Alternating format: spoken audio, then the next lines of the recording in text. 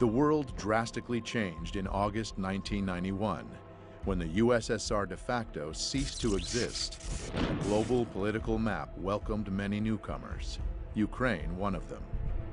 In modern history, it was the first time Ukraine was truly independent and all on its own.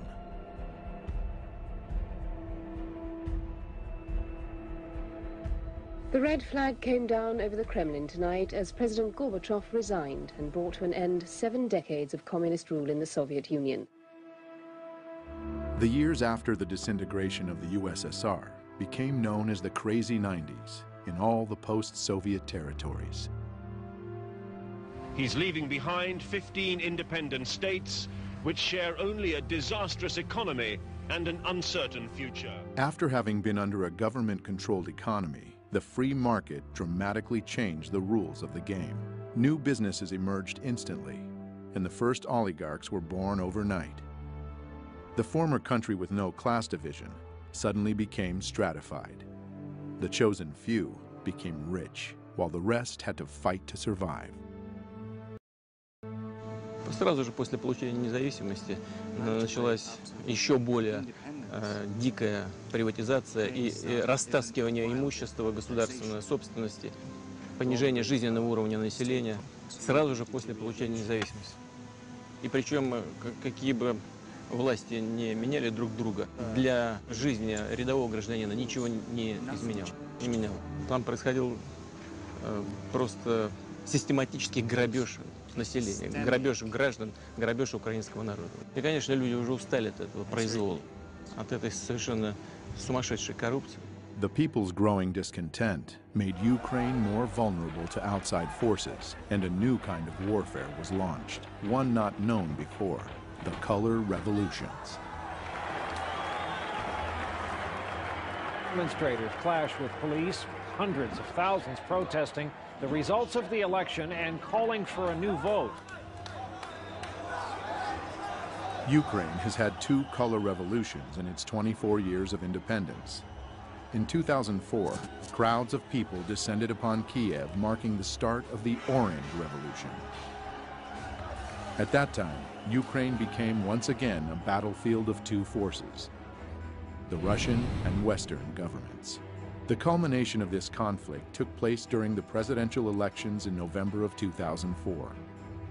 The 2 major candidates, Western-backed Viktor Yushchenko and Russian-leaning Viktor Yanukovych, almost equally shared the votes of Ukrainians. By the way, calling Viktor Yushchenko Western-backed is not an exaggeration. His wife, Katerina Yushchenko, is a former U.S. State Department official and worked in the White House during the Reagan administration. The division was along geographic lines.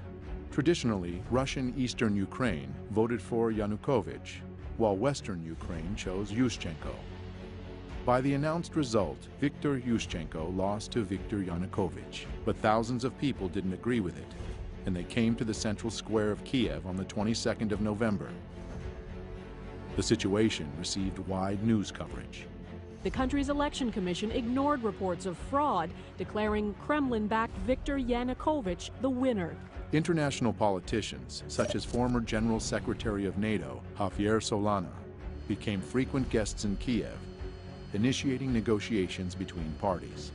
And I hope very much that the goodwill of everybody will be able to overcome this difficulty. The results of the negotiations, however, were often reached only on paper. Thus, Yushchenko never told the supporters to stop blocking government buildings in central Kiev.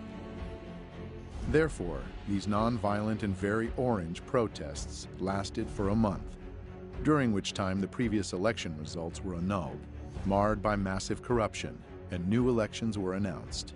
An important nuance: just 3 months before, Viktor Yushchenko became a victim to a mysterious and still unsolved poisoning. But it didn't prevent him from winning in the new election. Though, as we shall soon see, there was much more than just the people's will that led to this victory. This peaceful revolution and its leader were warmly welcomed by the international community. But the euphoria didn't last long. Yushchenko's government completely failed with reforms and lost its chance to establish democracy, instead descending into infighting. Viktor Yushchenko was not re-elected for a second term, but at the end of his presidency, he had the time to make one last gift to his supporters from Western Ukraine. На завершення я хочу сказати про те, що чекали мільйони українських патріотів і багато років. Я підписав указ за незламність духу у відстоюванні національної ідеї, виявлені героїзм і самопожертву у боротьбі за незалежну українську державу. Постановляю присвоїти звання Герою України з удостоєнням ордена держави Бандері Степану Андрійовичу. Слава Україні! The hero status of Stepan Bandera was short-lived. In 2010, Viktor Yanukovych was elected president. This time, the international community had no doubts about the legitimacy of the elections. In January 2011, Viktor Yanukovych repealed the hero title of Bandera. Almost 4 years into his presidency, though, another revolution shook Ukraine. Unfortunately, this one was anything but peaceful.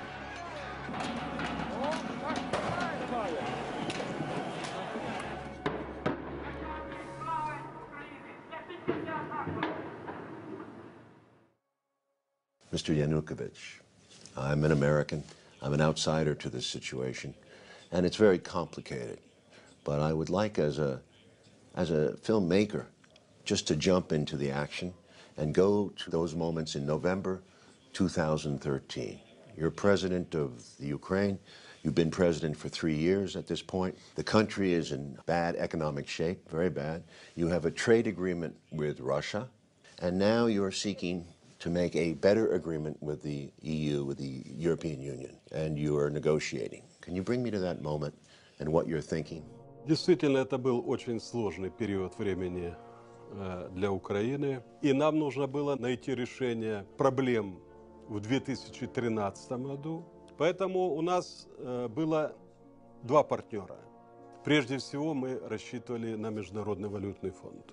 Но Международный валютный фонд на протяжении года, когда мы вели переговоры, нам предлагал неприемлемые для нас варианты решения.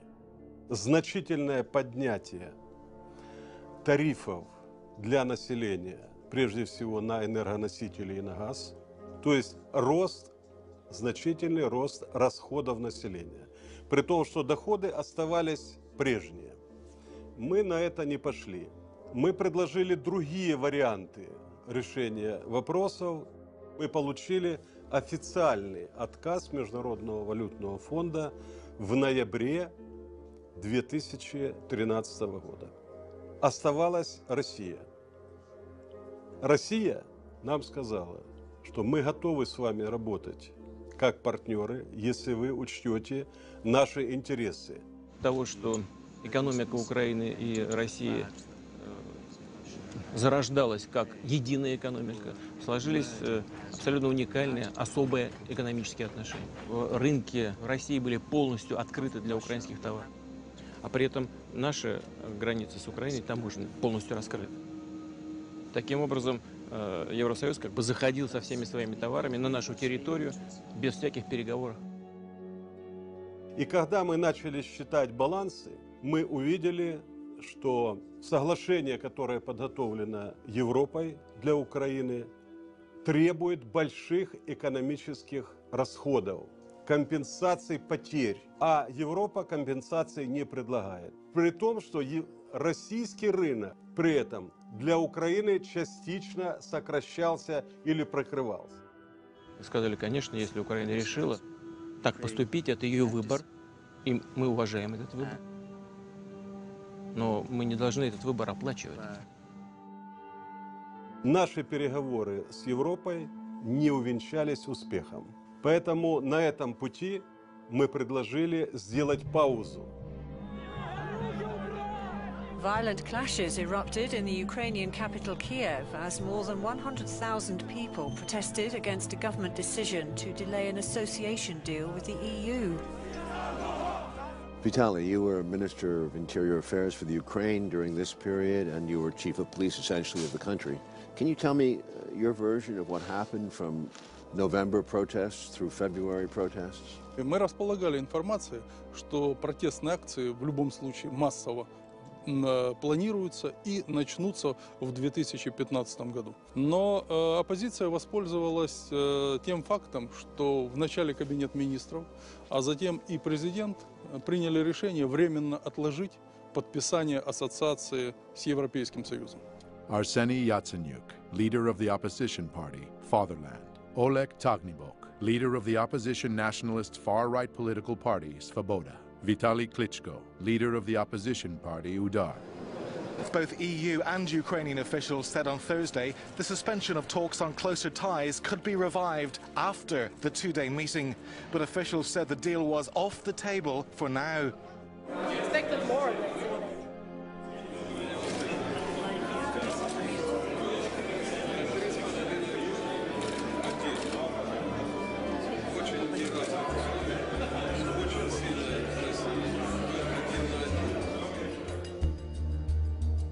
Pro-EU protests on the streets of Kiev enter their second day.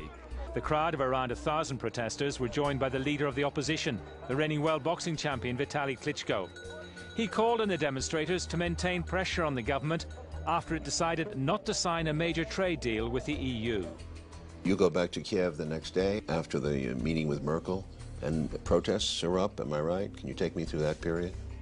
Если у меня в самом начале было понимание того, что это мирные акции, и во время мирных акций можно вести диалог, и я к этому был готов.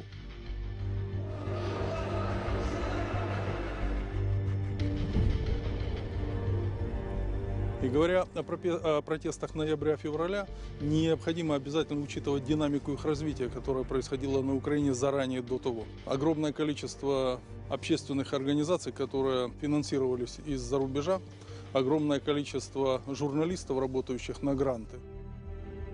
Robert Perry is a longtime investigative journalist based in Washington, D.C., best known for his major disclosures about the Iran-Contra scandal in the 1980s.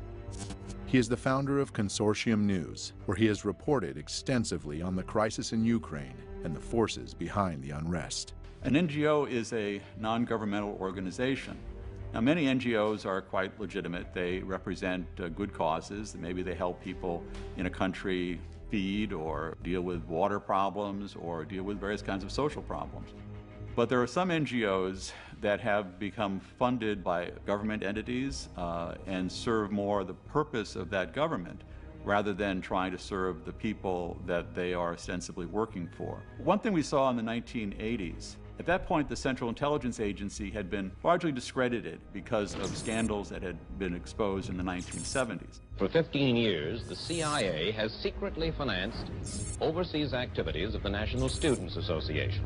But then there came to light a fantastic web of CIA penetrations. So when the Reagan administration came in, there was this concept that instead of having the CIA, which traditionally would go into these different target countries, funding their media, funding NGOs, funding different political operations, that was essentially farmed out to a new organization called the National Endowment for Democracy, which was created in 1983. And it would do pretty much what the agency used to do. It would go into one of these countries and it would support various political groups, train activists, deal with journalists, business groups, and try to advance U.S. foreign policy interests, sometimes against the interests of the host government, the target government. And beyond that, they received financial and other logistical help from the National Endowment for Democracy and other U.S. agencies that helped them training activists, working with journalists to get their side presented more favorably. They work on things like, how do you get traction? How do you get things to go viral? How do you then use that to generate support for your cause? And support was generated. Mustafa Nayyem, a founder of one of Ukraine's new media outlets, Hromadske TV, knew very well how to make something go viral. It was his notorious Facebook post on November 21st, 2013 that brought the first crowds to Maidan. Я це написав просто, щоб почути, чи є ці люди, чи просто, може, поговоримо десь у Фейсбуці. If you don't read the newspaper, you are uninformed. If you read the newspaper, you are misinformed. To deliver your message efficiently enough in the modern world with so many different technologies and means of communications, you must embrace them all. As the disturbing events of Euromaidan started on November 21, 2013, 3 new TV channels went on the air and suddenly became stunningly popular in Ukraine. Spilno TV, November 21st. Hromadske TV, November 22nd. And Espresso TV, November 24th, directly from opposition protest. These channels went viral, supporting the protests and encouraging more and more people to come to Maidan. И первые выступления массовые начались 21 числа, 21 ноября. Сначала акции проходили мирно. На эти акции пришли люди разной категории. Это были молодые и пожилые люди, приходили с детьми. Явно было понятно, что с их стороны есть доверие к власти, в том числе и к правоохранителям, потому что свободно выходили. И никаких намеков на то, что будет в отношении этих манифестантов приниматься какие-то меры воздействия, силовые и так далее, просто не существовало. Значит, соответственно, на охрану общественного порядка выходили правоохранители без огнестрельного оружия. Но среди митингующих уже замечены нами радикалы, которые относились к правым партиям, неофашистским организациям. И 24 числа, 24 ноября, они осуществили первую агрессивную акцию.